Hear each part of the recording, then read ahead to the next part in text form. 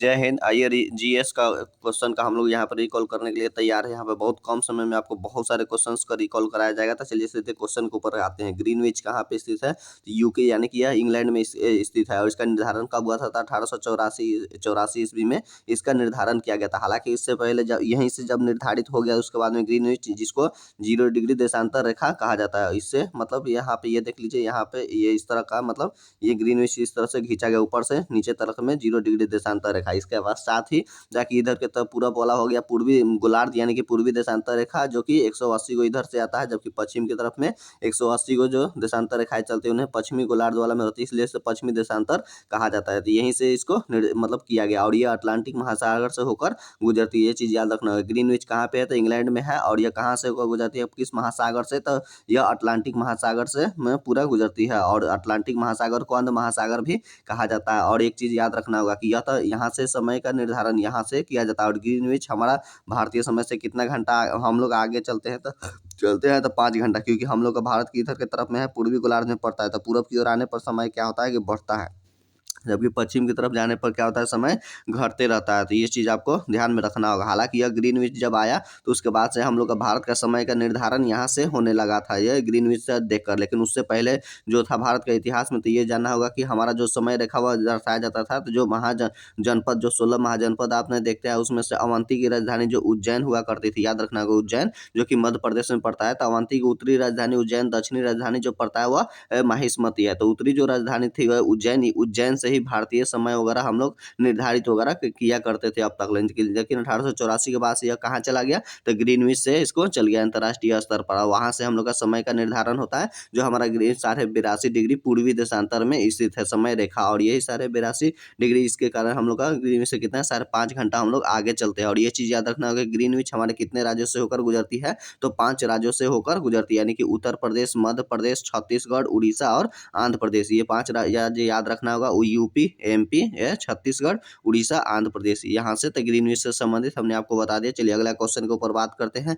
केरल का इंडुक्की परियोजना किस नदी पे बना है? तो पेरियार नदी पे बना हुआ है ये इंडुक्की परियोजना। और केरल के तट को मालाबार तट के नाम से जाना जाता है। और केरल में ही सबसे पहले बार मतलब क्या होती है, कौन सा मानसून आता है? तो दक्षिण पश्चिम मानसून आता है। दक्षिण पश्चिम मानसून यही हो गया आपको, इस वाला को क्षेत्र को कहा जाता है, यानी कि ये दक्षिण पश्चिम से आती है और उत्तर पूरब में चली जाती थी। इसको ही जून के पहला सप्ताह में आता है, ये चीज भी ध्यान रखना होगा। इसके अलावा केरल का सबसे मतलब, और केरल में कहेगा सबसे लंबा झील कौन सा है? तो वेम्बनाड झील ही आपको पड़ता है। केरल में वेम्बनाड झील ये वाला जो क्षेत्र है सबसे लंबा झील के जाना जाता है। जबकि सबसे बड़ा झील के रूप में चिल्का झील और लवणीय झील में चिल्का झील ही आता है। जबकि स्थल रूट सबसे बड़ा झील तो सांभर झील, जो कि राजस्थान में पड़ता है। बाकी नग नागिन वाला जितना सारा झील होगा वह जम्मू कश्मीर में होगा। ताल वाला जो होगा वो सभी के सभी उत्तराखंड में होगा। लेकिन कुछ ताल में, जैसे सूरज ताल और चंद्र ताल, ये आपको हिमाचल प्रदेश में मिलेगा। जब उसी तरह से भोज ताल मध्य प्रदेश में मिलेगा और रामगढ़ ताल आपको यूपी में मिलेगा। ये चीज थोड़ा सा यहाँ से ध्यान में रखना होगा। और इसके अलावा अगर बात करेंगे तो केरल से, तो ये देखिए केरल का मतलब है मुख्यमंत्री पिनराई विजयन है और यहाँ का राज्यपाल आरिफ मोहम्मद खान है। और याद रखना होगा कि केरल में एक पंचायत और एक खेल का मैदान थी केरल में ही है। जबकि एक जिला एक खेल का मैदान कहेगा तो यूपी हो जाता है। इसके अलावा 1 स्कूल 1 IAS केरल हो गया। केरल हो गया पूरी तरह से डिजिटल राज्य हो गया। इसके अलावा केरल जो है हाई कोर्ट क्षेत्रीय भाषा यानी कि मलयालम प्रकाशित करने वाला पहला राज्य बन गया है। खुद का इंटरनेट सेवा शुरू करने वाला वह केरल ही है। तो ये उससे अभी आप करंट से भी जोड़ कर इसको याद रख सकते हैं। तो चलिए अगला क्वेश्चन की ओर हम लोग बढ़ते हैं। तो वीनस की जो मूर्ति है वह कहाँ मतलब कहाँ कहा जाता है? तो याद रखना है मधुबाला को कहा जाता है वीनस की मूर्ति को। ये मधुबाला है। जबकि आपके एगो मिलेगा कि मधुशाला के रचयिता कौन है? तो याद रखना होगा हरिवंश राय बच्चन, वही अमिताभ बच्चन के पिता है, उन्हीं को कहा जाता है। चलिए स्थानीय स्वशासन की स्थापना किसके समय में हुआ था? तो लॉर्ड रिपन के समय में हुआ था 1882 में। ये चीज याद रखना होगा। जबकि नियमित जनगणना रिपन के समय में ही हुआ था और यानी कि 1881 से नियमित जनगणना शुरू होती है। और यहाँ पे 82 में यह स्थानीय स्वशासन से। हालांकि स्थानीय स्वशासन लॉर्ड रिपन से अगर पहले की हम लोग बात करेंगे चलेंगे तो वह चोल काल में भी आपको स्थानीय स्वशासन को देखने को पहली बार मिलता है। इसके अलावा नेवी वगैरह का प्रयोग भी सबसे पहली बार चोल काल में ही आपको देखने को मिलता है। तो ये चीज याद रखना होगा। भारत के उद्धारक के रूप में लॉर्ड रिपन को जाना जाता है। वर्नाकुलर प्रदेश एक्ट को समाप्त किया था लॉर्ड रिपन ने, जबकि लाया गया था लॉर्ड लिटन के द्वारा। तो ये चीज याद रखना। कारखाना वगैरह अधिनियम ये सब लॉर्ड रिपन के समय में ही था। अगला अगला क्वेश्चन की ओर हम लोग बढ़ते हैं। तो हर्ज किसका मात्रक है? तो आवृत्ति का ऐसा ही मात्रक है। ये चीज याद रखना होगा, आवृत्ति किसका मात्रक है?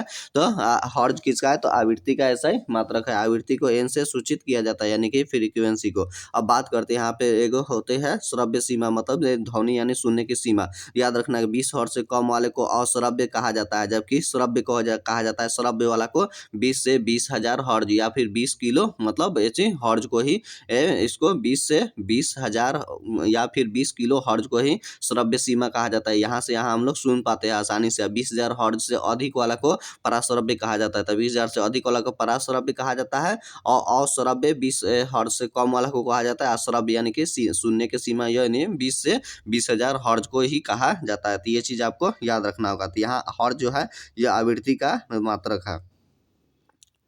चलिए अगला क्वेश्चन की ओर हम लोग बढ़ते हैं। तो अगला क्वेश्चन कहता है कि एक समान एक रूप जो है चुंबकीय क्षेत्र में बल की रेखाएं आपस में क्या रहती है? समानांतर रहती है तथा समान दूरी पर रहती है। तो यानी कि चुंबकीय बल रेखाएं जो होती है वह कभी भी एक दूसरे को काटती नहीं है, वह समानांतर साथ ही साथ समान दूरी पर डिस्टेंस पे रहती है। तो इस तरह से अगर हम देख लेते हैं, तो अगर ये वाला कौन सा है हमारा कि मैग्नेट है।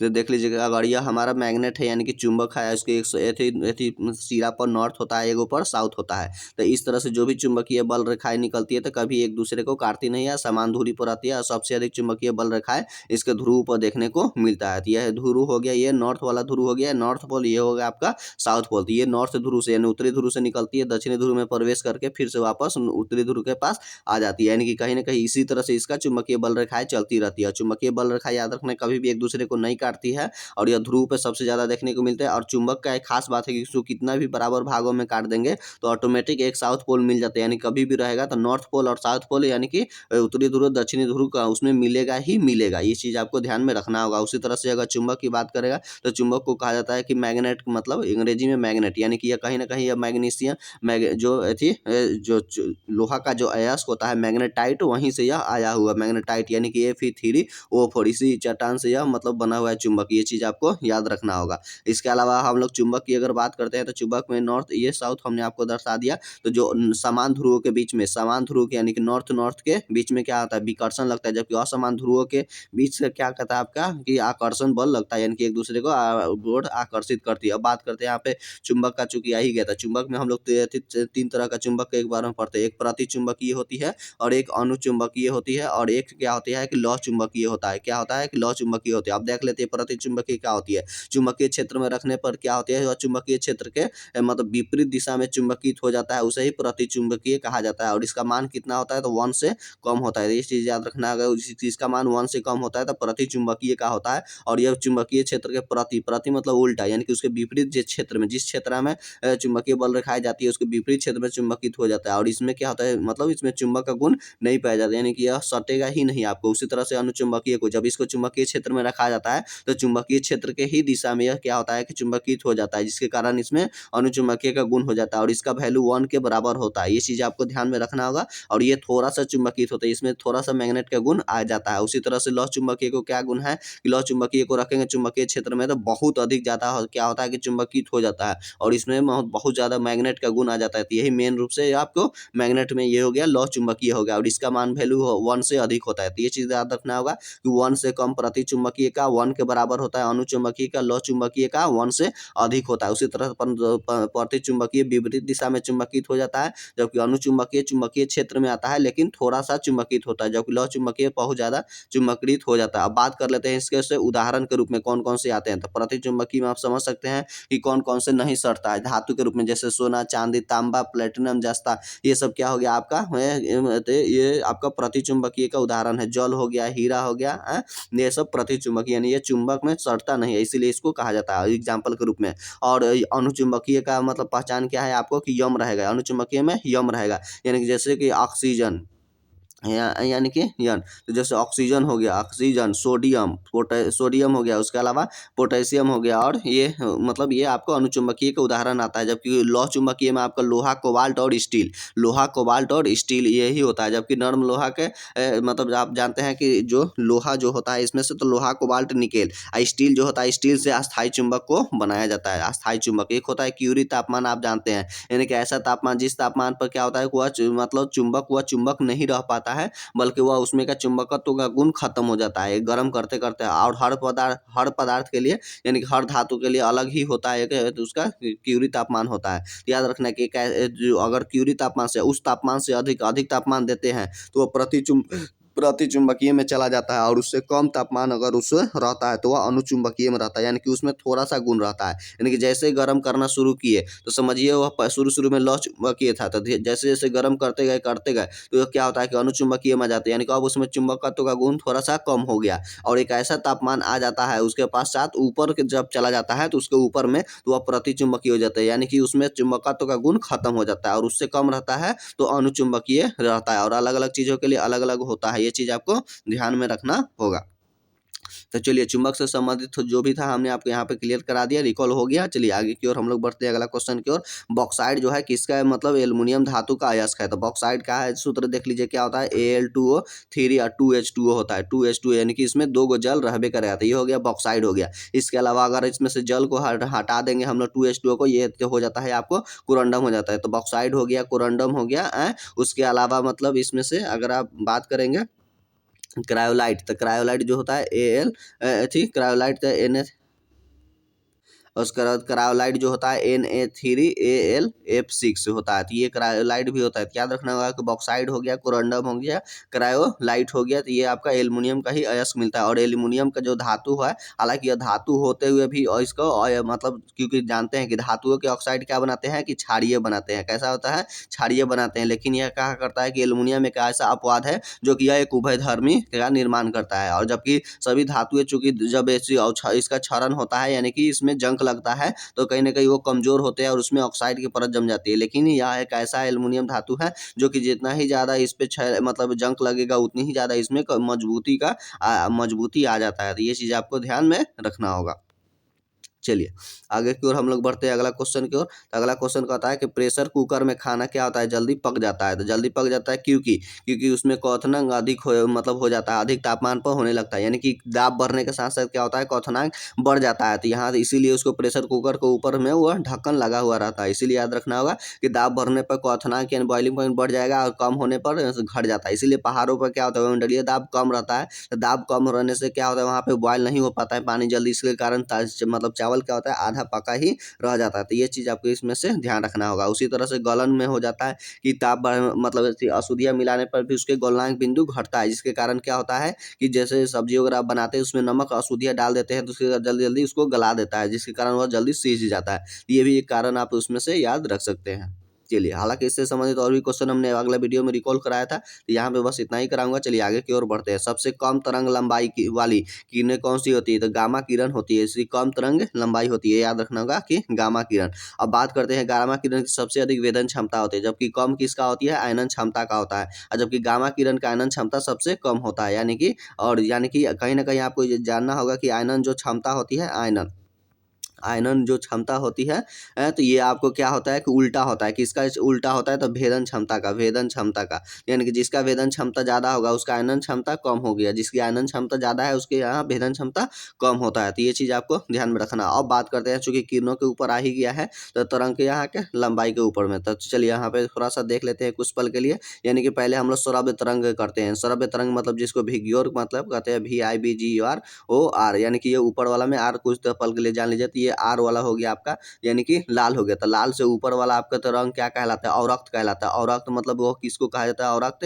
यानी कि इंफ्रारेड कहा जाता है, जिसकी खोज करता कौन था, तो हर्शल थे। उसके बाद में लघु रेडियो तरंग होता है, यानी कि लघु रेडियो तरंग यानी कि उसको कौन थे, तो हर्ज थे। और सबसे अधिक होता है दीर्घ रेडियो तरंग। दीर्घ रेडियो तरंग को ही आपको कहा जाता है रेडियो तरंग, यानी कि उसके मार्कोनी का देखने को मिलता है। और ये श्रव्य है जिसको हम लोग देख सकते हैं, जो 7 रंगों की प्रकाश की किरणें आती है। उसके अलावा चलिए अब बैगनी के आते हैं, तो रीटर है खोजकर्ता, और बैगनी से नीचे में आपका आता है इसका तरंग होता है तो उसको कहते हैं पराबैगनी कहते हैं। पराबैगनी का मतलब हो गया, तो सॉरी बैगनी का रीटर हो गया, पराबैगनी हो गया, और पराबैगनी से नीचे आपका होता है एक्सरे होता है। एक्सरे का खोज मतलब कौन है, तो रोएंटजेन है। उसी तरह से सबसे उससे भी नीचे होता है गामा किरण का, जो गामा किरण का होता है तो इसको हेनरी बेकुरल है। तो इस तरह से आप याद रख सकते हैं सबसे कम तरंग लंबाई गामा किरण का, उससे थोड़ा सा ज्यादा एक्सरे का, एक्सरे से उसके बाद दृश्य किरण का, दृश्य किरण यानी कि इससे लाल से ऊपर अवरक्त होता है, अवरक्त से ऊपर हर एक थी लघु रेडियो तरंग होता है, उससे ऊपर में दीर्घ रेडियो तरंग होता है। तो ये चीज़ आपको यहाँ से भी आप रिकॉल कर सकते हैं। तो चलिए आगे की ओर हम लोग बढ़ते हैं।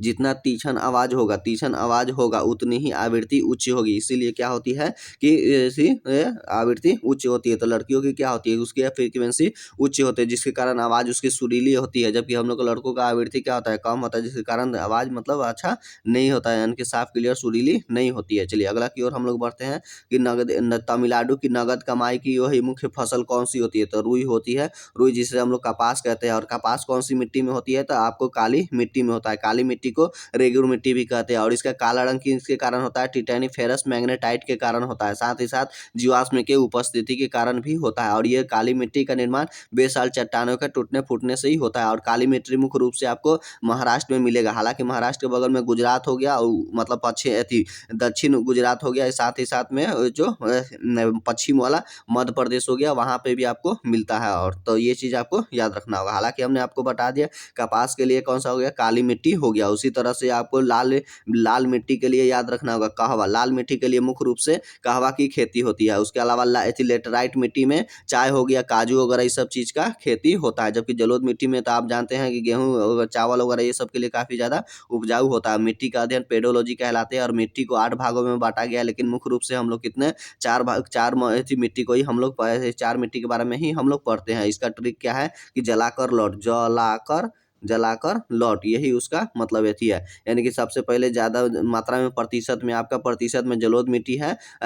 उसके अलावा लाल मिट्टी है, दूसरे नंबर पे आता है, 2 नंबर पे लाल मिट्टी होता है, और तीसरे नंबर पे आपका काली मिट्टी आ जाता है। 3 नंबर पे याद रखना काली मिट्टी, या 4 नंबर पे आपको लेटराइट मिट्टी। यानी कि कम मात्रा में लेटराइट मिट्टी होती है और अधिक मात्रा में आपको जलोढ़ मिट्टी आता है। तो मिट्टी का अगर श्रेणी क्रम प्रतिशत में घटते क्रम में होगा तो आप यहाँ से याद रख सकते हैं। तो चलिए अगला क्वेश्चन की ओर हम लोग बढ़ते हैं।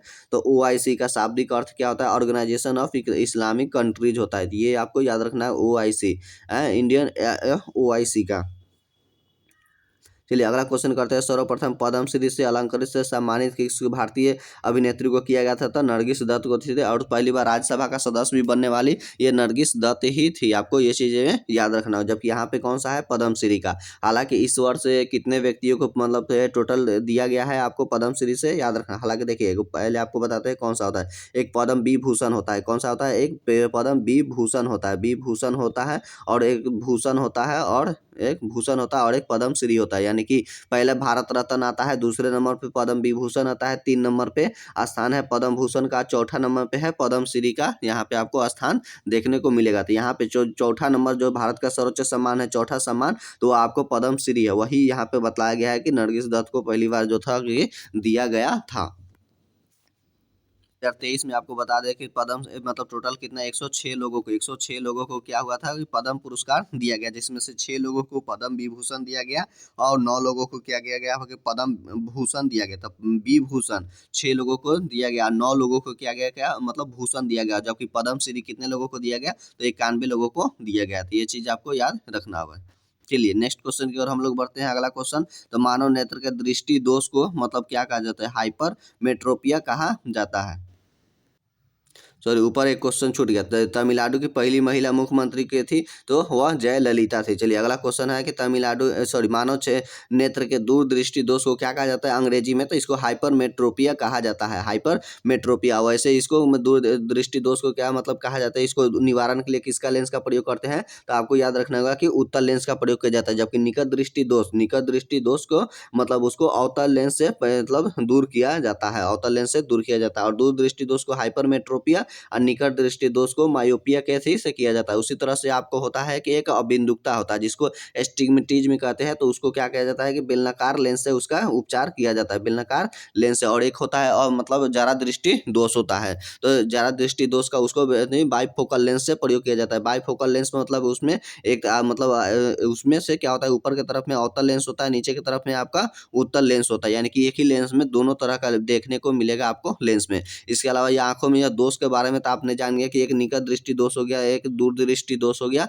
और एक अभिमुखता हो गया, और एक जरा दृष्टि दोष हो गया। इसके अलावा आप आंखों में आपका ग्लूकोमा होता है, ग्लूकोमा भी होता है, और एक ट्रोकोमा भी होता है। आपको ये सब आंखों में देखने को रोग मिलेगा। और आंखों में कौन सा लेंस होता है, तो उत्तर लेंस होता है। उसका प्रतिबिंब कहाँ बनता है, तो रेटिना पे बनता है। आपको याद रखना होगा कि उसका प्रतिबिंब कहाँ पे बनता है, तो रेटिना पर बनता है। रेटिना में ही आपको छर और शंकु होता है। तो छर क्या करता है, प्रकाश की तीव्रता को बताता है, तीव्रता को बताता है। साथ ही साथ जो शंकु होता है, तो याद रखना वो शंकु क्या करता है, प्रकाश के रंग के बारे में निर्धारित करता है शंकु। जबकि सिलियरी जो मांसपेशिया होता है वह लेंस की मोटाई को मतलब यानी वक्रता त्रिज्या को बदलने का कार्य करता है। सिलियरी मांसपेशिया जो है, जब प्रकाश के नियंत्रित कौन करता है, तो परितारिका द्वारा आपको यहाँ पे किया जाता है। इसके अलावा और बात करते हैं तो आंखों को ये स्पर्श दृष्टि की न्यूनतम दूरी कितनी होती है, तो 25 सेंटीमीटर होती है। जबकि अधिकतम दूरी कितना होती है, तो अनंत होती है।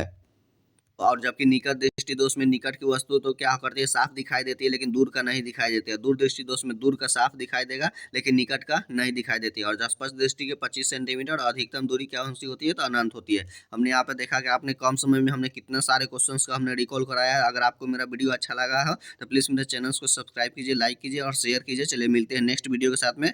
जय हिंद।